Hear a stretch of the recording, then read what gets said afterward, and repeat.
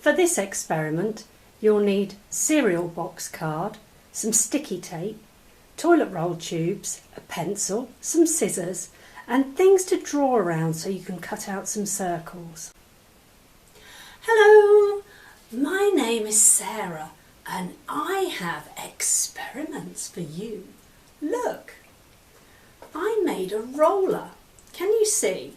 I got a toilet roll tube and cut lots of tabs in the end so that I could squash it flat and stick it onto a circle of cardboard.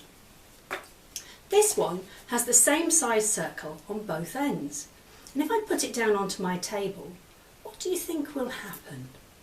Especially if I push it. Watch. It rolls. But will it do the same thing on a smooth surface like my table, or a rough surface like the carpet? On the smooth path or on the rough grass? What will happen? What will happen if we roll it down a slope? Will it go fast or will it go slow? I also made another one. Look at this one. It's got a big gap at the bottom and a small gap at the top, so it's a little bit wobbly. What do you think will happen if I roll that? I made another one. This one has a big circle on one end and a small circle on the other. What will happen if I roll that?